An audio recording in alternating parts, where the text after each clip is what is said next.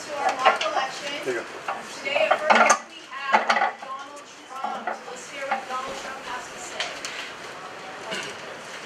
Alright, so my name is Dominic Oliveri and this is Angel Noguera. And how many have heard of Donald Trump? Alright, so the background information on Trump, he was born in Queens, New York, and he followed his father's footsteps onto the family business. In 1971, he was given control of a company that was later renamed as the Trump Organization. And he would move to Manhattan to be a resident there. And Trump also had a degree in economics. The three main platforms by Donald Trump is focusing on immigration, abortion, guns, and... Okay, so here we have immigration. And what Trump wants to do is he wants to enforce immigration laws at the border, at the workplace, and sanctuary cities, build a border across the U.S.-Mexico border, send criminal aliens home, and keep out immigrants and refugees. Also, he would force Mexico to pay for a wall onto the border with the U.S. and overturn a law that grants citizenship to people born in the U.S. and put stricter limits on the legal immigration.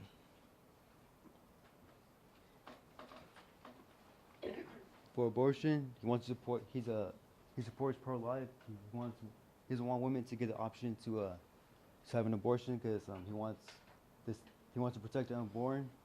And a quote by he said is, "I will protect, and the biggest way you can protect it is through the Supreme Courts and putting people on the court.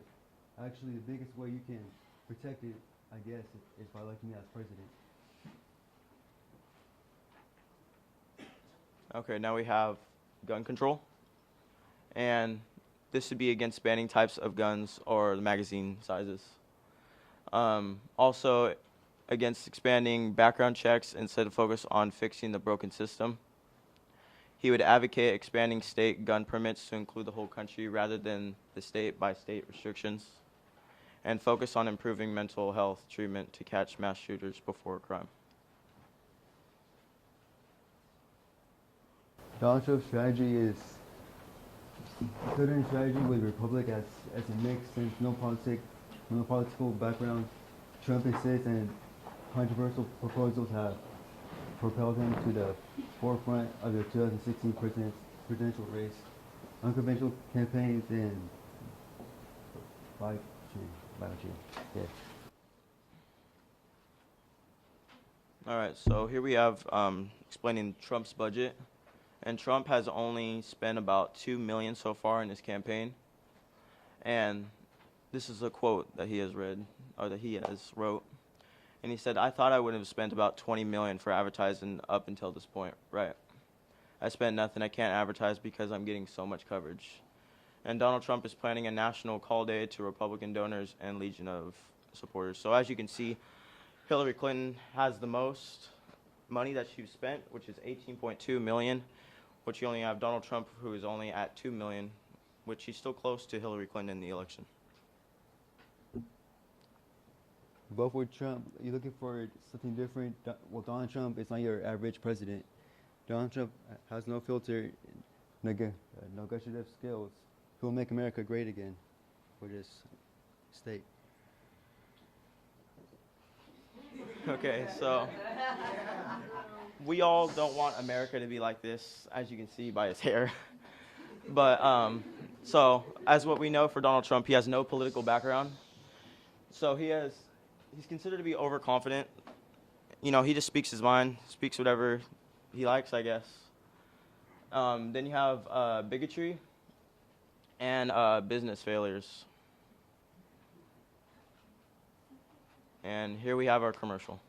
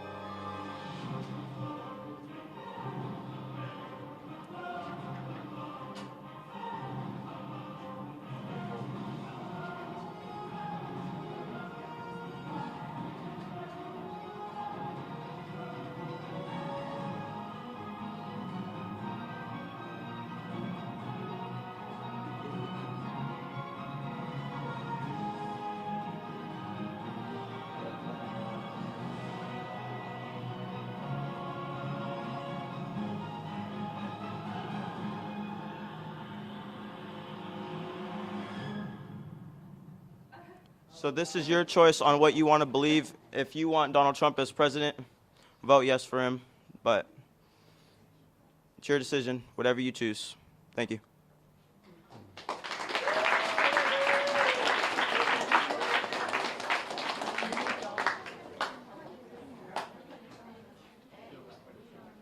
Thank you, Trump. Now we have Hillary Clinton.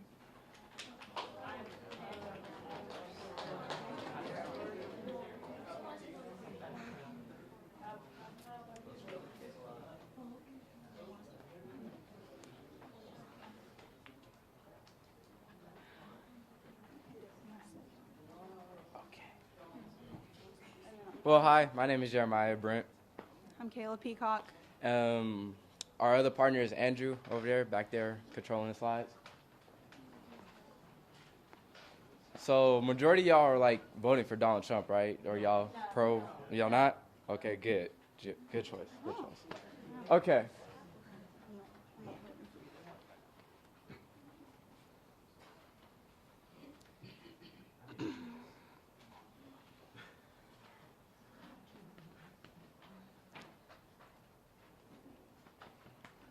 Background for Hillary Clinton.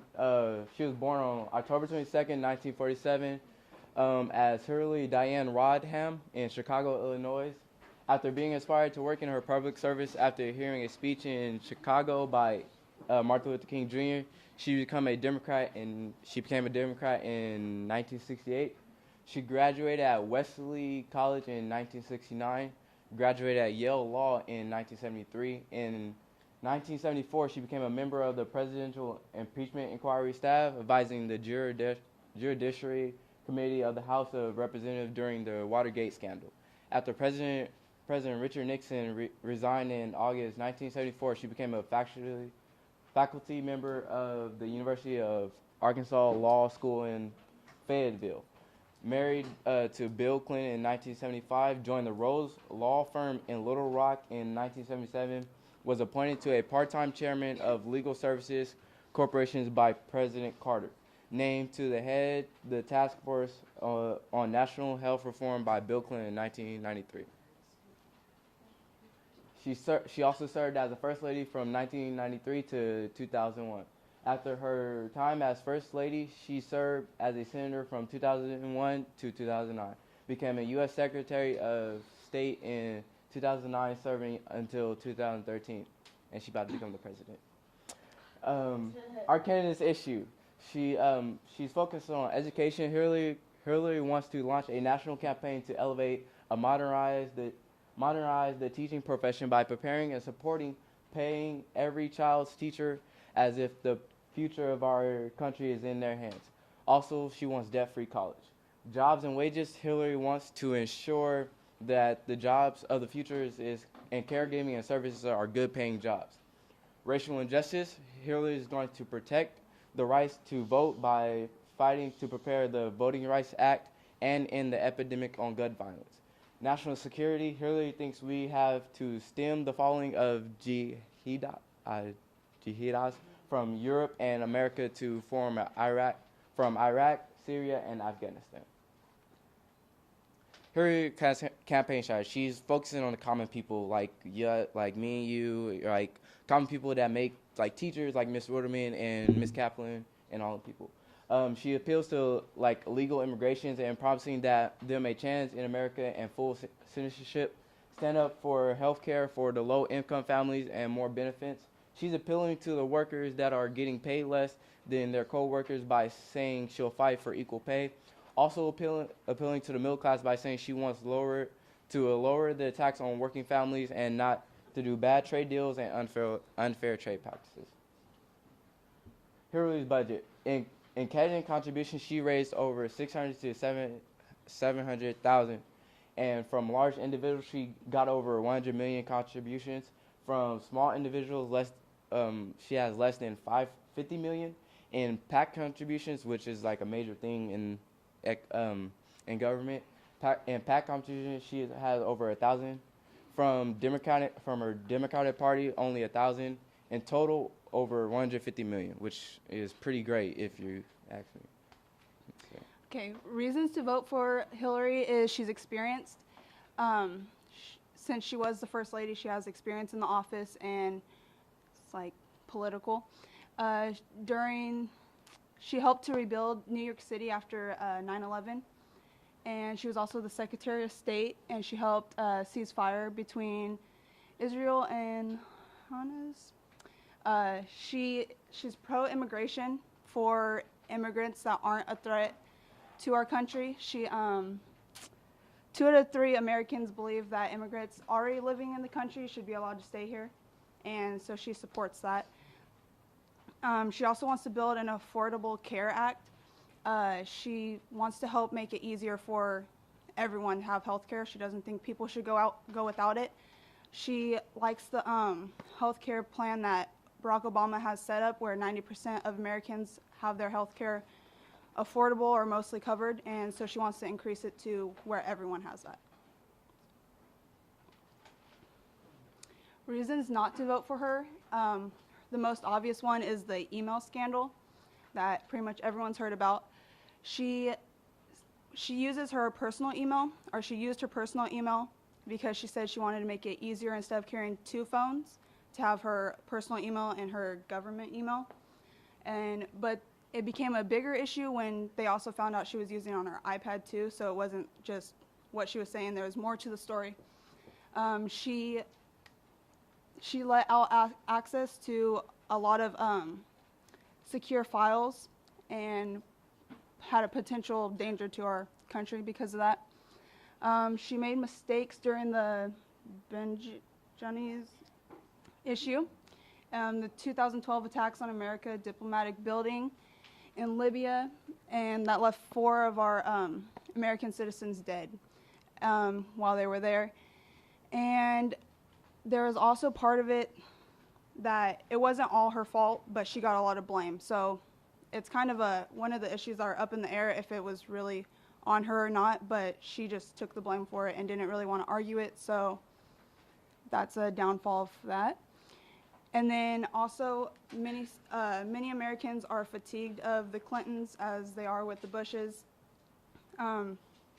It's just her husband was in office, so people are looking at it as in, do they want a repeat of 2009 when he was in office? That's good. That's our slide. Oh. And that's our presentation. And don't vote for Trump. He doesn't want to make America great again. He wants to make America segregated again. Mic drop.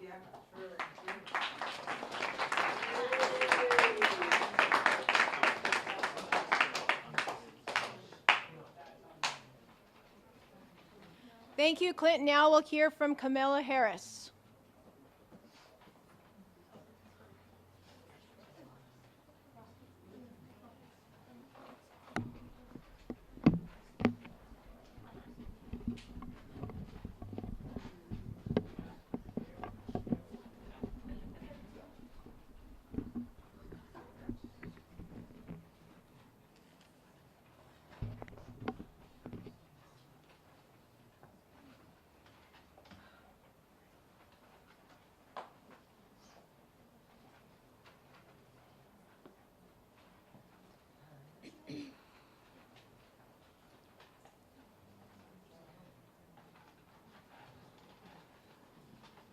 All right, so hi, I'm Robin. This is Kamala Harris by myself, Heidi, and Serena.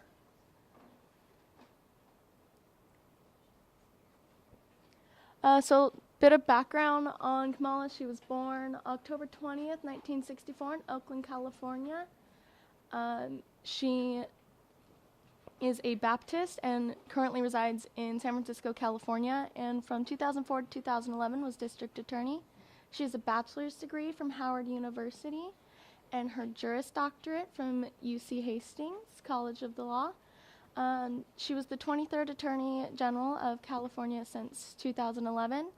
Her predecessor, the person that was before her, was Jerry Brown. She was the first female AA and Asian American Attorney General in U.S. history. She's very vocal. She's a vocal proponent of gun control. She supports gay marriage. She supports Proposition H for clean energy. She introduced the California Homeowners Bill of Rights, to give homeowners more options when fighting to keep their homes. She opposes the death penalty. She's received several leadership awards. She was mentioned as a possible nominee for replacing Justice Antonin Scalia and possible Democrat vice president candidate for Hillary Clinton. Reasons to go Harris or vote Harris. Harris will create clean energy jobs to sustain economic growth. She also supports the efforts to continue the fight to defeat ISIS, Al-Qaeda, and anyone who is a threat to the U.S. and our safety. She aims to make higher education affordable for everyone. Examples of this is having the first 2 years of a community college free, increase the Pell Grant, and decrease tuition for public colleges and universities. Reasons you may not want to vote for her is she encourages race to be considered when looking at college applications. She opposes the death penalty, and she has had some spending problems in her campaign that may be a sign of worry because it shows bad economic leadership. Her platform, this is a quote from Kamala, I will be a fighter for middle-class families who are feeling the pinch of stagnant wages and diminishing opportunity. I will be a fighter for our children who deserve a world-class education and for students burdened by predatory lenders and skyrocketing tuition, and I will fight relentlessly to protect our coast, our immigrant communities, and our seniors. So basically that's just her saying that she's fighting for the people and that she's ready to help make everything much easier for us. Her campaign strategy, she's changed her campaign manager to sort of help with the spending. She has a website that shows most of her information. Anything that you'd really need to know about her is on there. She spent most of her money in contributions, and she's gained it all back through contributions. There's a lot of people in power that support her, so she's done a lot of the door-to-door, hi, come help me. One of those people includes President Barack Obama right now. And she attends a bunch of different events to make her presence known, and she does a lot of different rallies and things like that. Our advertisement.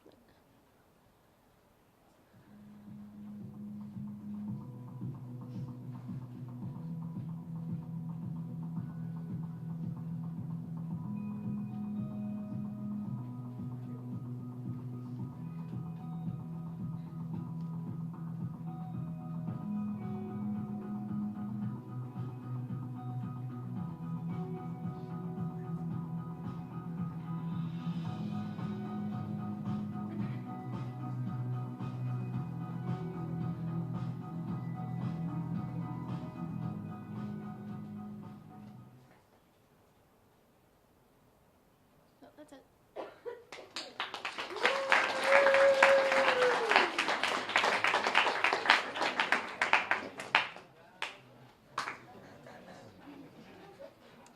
Thank you, Kamala Harris. Now we will have Loretta Sanchez.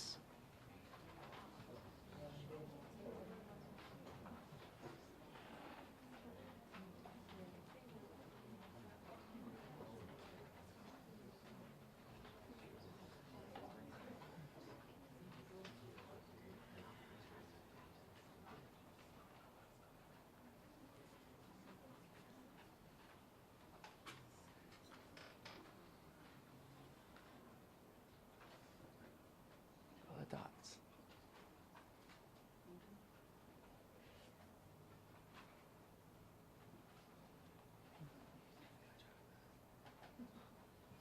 My drive.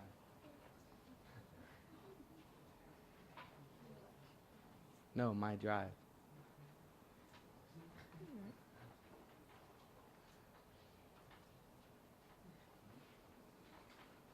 Hi, hello. My name is Joseph, My name is Javier. and we're representing Loretta Sanchez for the U.S. Senate.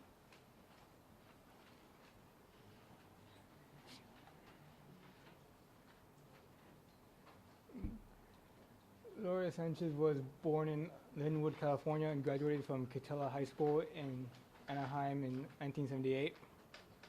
Her father was a unionized mechanist, and her mother worked as a secretary. Her Mexican immigrant parents had 7 children.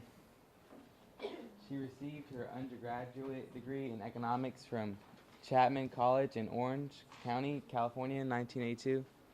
She obtained her MBA from American University in Washington, D.C. in 1984.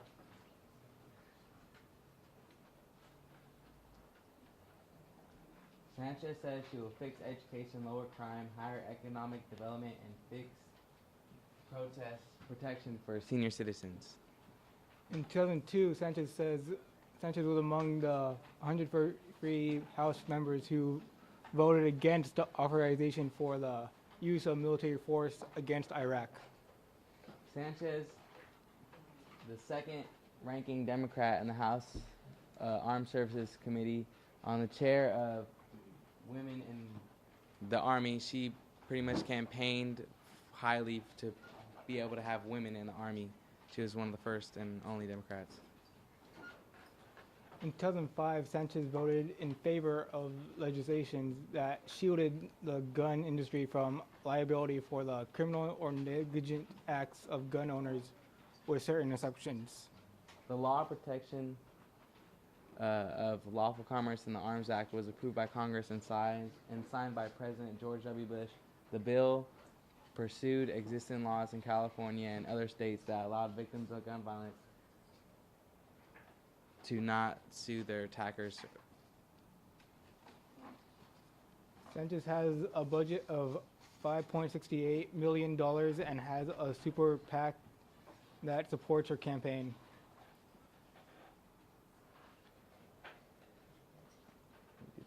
Three reasons not to vote for Sanchez: racial bias.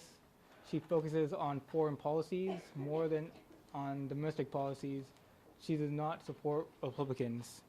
3 reasons why to vote for Sanchez. She has decades of experience. She will be the first Latino woman to run for Senate. She has been the member of the House of Representatives.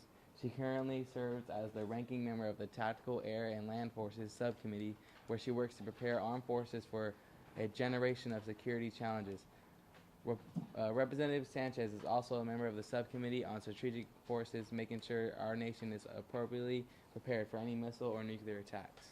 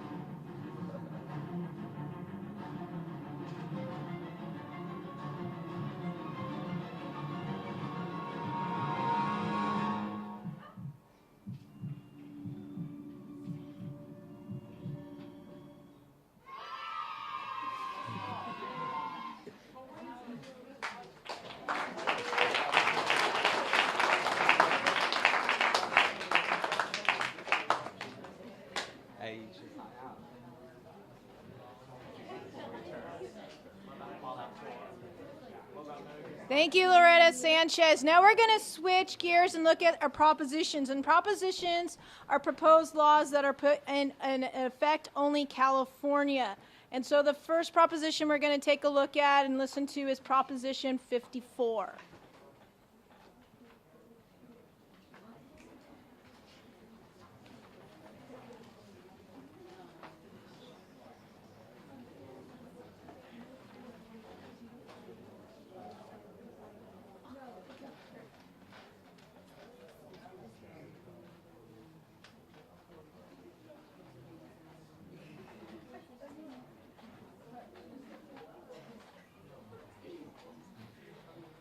My name's Austin Sporer, And I'm Pooja.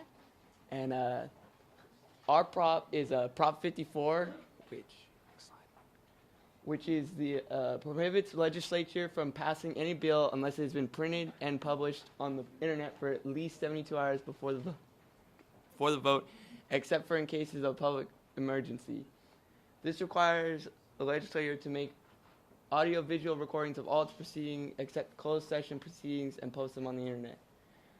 And also authorizes any person to record legislative proceedings by audio or video means except closed session proceedings, along with other recordings of a legislative meeting to be used for any legitimate purpose without payment of any fee to the state. The more shorter form of the ballot, this prohibits legislature from passing any bill unless published on the internet or in print for 72 hours before the vote. Requires legislature to record its proceedings and post on the internet, and allows authorizing use of the recordings. The fiscal impact, one-time cost of $1 million to $2 million, and ongoing costs of about $1 million annually to record legislative meetings and make videos of those meetings available on the internet. Issues. The main issue is whether or not the Senate should have to release a bill 72 hours before voting on that same bill. This would increase the knowledge about what is going on in our state legislature and allow people to become more involved politically. Also, this prevents the state legislature from passing last-second bills that some citizens know nothing about until after the fact. So some supportive arguments is that the proposition would not cost taxpayers any money because it would already be coming out of the budget that's already there. And the proposition would increase the transparency of California state government because it would make it available of what the bill is changing, if it is changing. And it would stop the practice of gutting and amending, which is basically the bill being completely altered without the people knowing. So with this, you'll know if it's being altered. And several California city legislators already follow this practice of posting recordings of their sessions online, so might as well make it necessary. Okay, some opposing arguments. So the proposition would serve the interests of the billionaires funding the initiative, and the proposition would introduce unnecessary restrictions on the law crafting process in the legislators. So basically, if they even wanted to change a period or a comma in the proposition, they would still have to wait 3 days to vote on it. And the proposition would hinder legislators' ability to develop bipartisan solutions for issues. And the proposition would also give special interests too much power in regards to the legislative process. And it would increase taxpayer costs, which contradicts the supportive argument of it won't cost anything. And it would also increase the use of political attacks advertisements. So funding. As of Saturday, October 2nd, 2016, the support campaign for Proposition 54 had $10,541,844, and the opposition has raised absolutely $0. And Charles T. Munger Jr. bankrolled 100% of the total contributions for Proposition 54, and the following PAC was registered to support the proposition. The total amount raised below was current as of October 2nd, and the amount spent listed below was as current as of September 2016. As of September 15, 2016, Californians for an Effective Legislature was the only PAC registered to oppose Proposition 54, but no contributions or expenditures were reported for the committee as of the same date.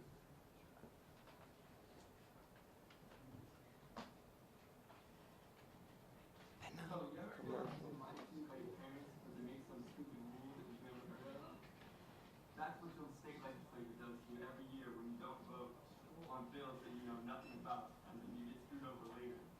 So you should vote yes on Prop 54 that forces them to give you information about the bill before they even vote on it. That way you're more informed about what's going on in your state.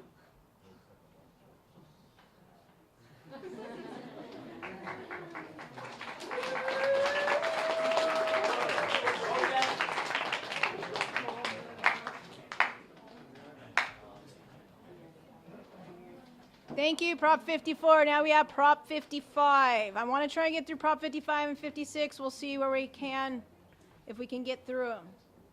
So Prop 55.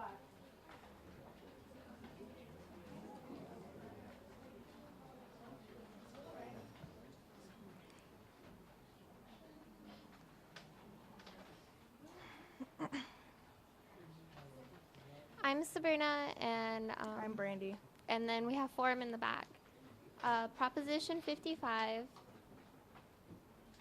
extends by 12 years the temporary personal income tax increases enacted in 2012 on taxpayers who make over $250,000.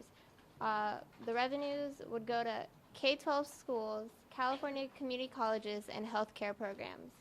The physical impact, state revenues would increase from $4 billion to $9 billion annually from 2019 to 2030, depending on our economy and stock market. Increased funding for schools, community colleges, Medi-Cal, and increased budget reserves and debit payments would be the result.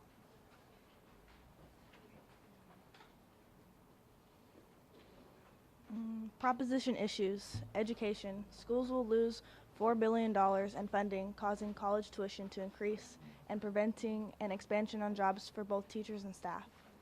Jobs. The tax hike would directly impact a small business owner's ability to grow and expand jobs. The capital used to start businesses is mobile and fled to the state by a magnitude roughly $40 billion in economic activity in 2013, the year after Proposition 30 passed. Huge job and revenue loss. Just imagine what 55 could do. Economy. Proposition 55 will lead to a further deterioration in the state's economy by accelerating jobs and capital out of state. Economic metro areas are underperforming the national economy in California. The tax rate would increase to 13.3%, the highest in the U.S.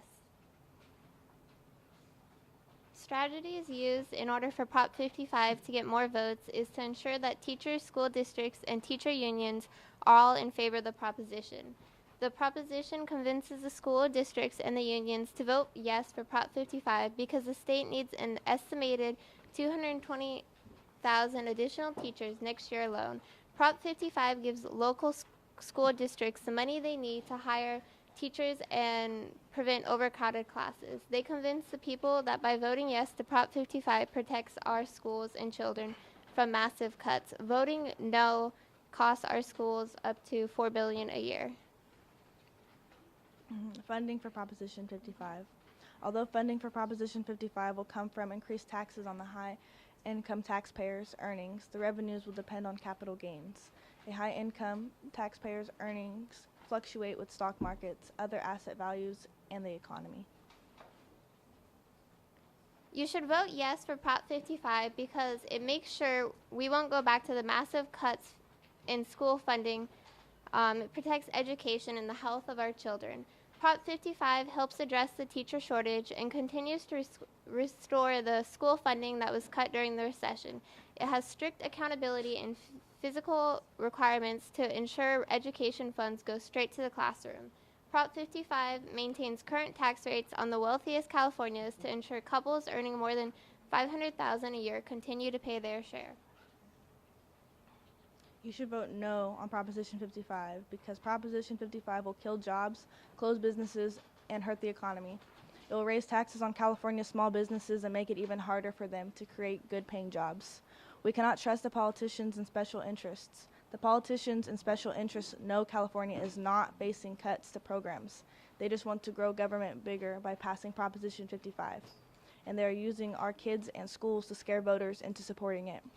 Schools are fully funded. Education spending has grown by $24.6 billion since 2012, a 52% increase. Proposition 55's new and higher taxes are not needed.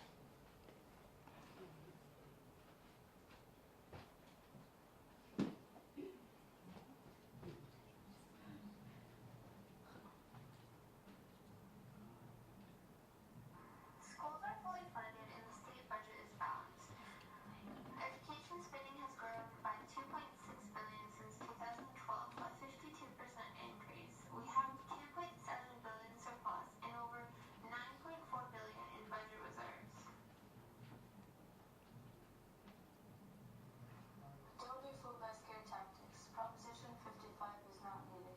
Official budget estimates by the state's nonpartisan legislative analysis show that higher taxes are not needed to balance the budget and fully fund schools.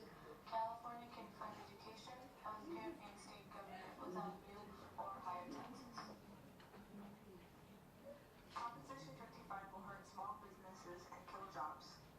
Proposition 55 will kill jobs, close businesses, and hurt the economy. It will raise taxes on California's small businesses and make it even harder for them to create good paying jobs.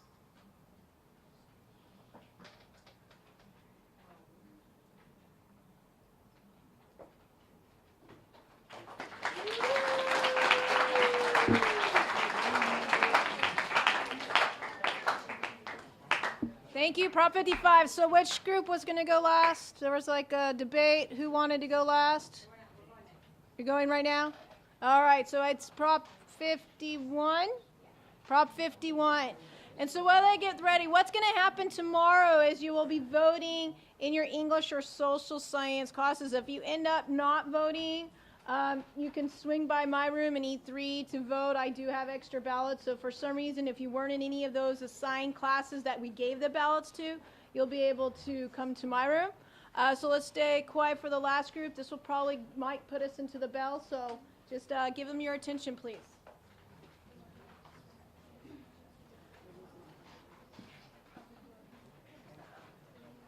What's up, guys? Guys awake? Me neither. It's all good. Okay, well, we have Prop 51. I'm Dina. I'm Shafa. And back there is Yuliana.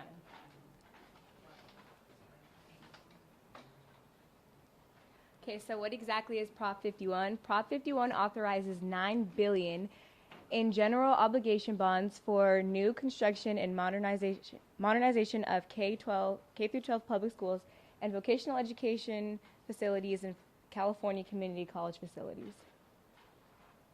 So it's basically just money going towards our school system, making it better for us, like physically and by education too.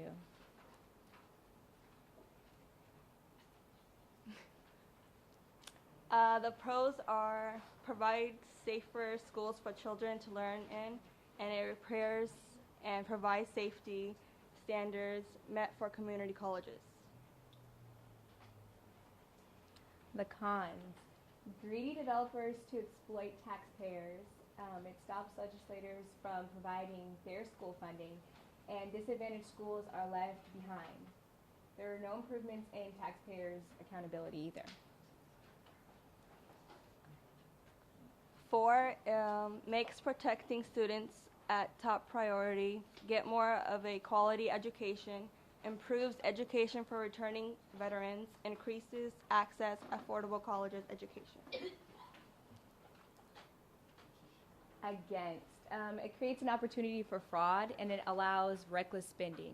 So just because they're giving us money doesn't mean that it's, the money's designated to certain things and where it goes.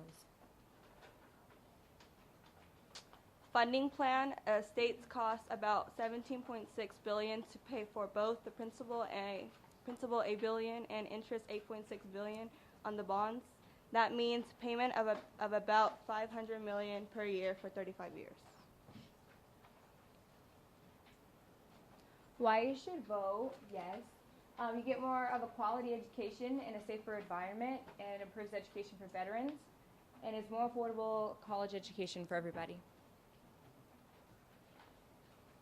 why you should not vote. Explanation of taxpayers increases the room for fraud, stops fair schools funding, basically an outline for schools to spend recklessly.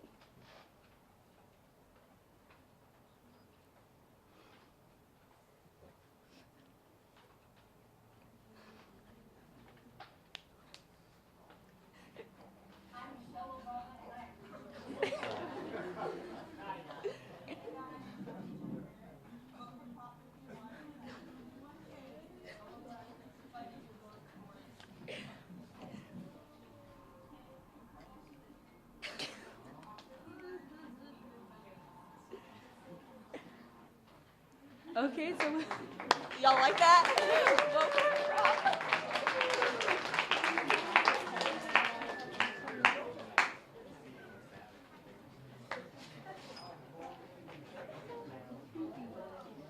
On behalf of my AP government class, we'd like to thank you guys for coming. I apologize, we ran out of time. We still had like 5 props to go over, but time constraints. What I'd like you to do is, if you're in a blue chair, go ahead and put it back around the computers. The rest of you just stay in here until the bell rings. Then my students need to stay.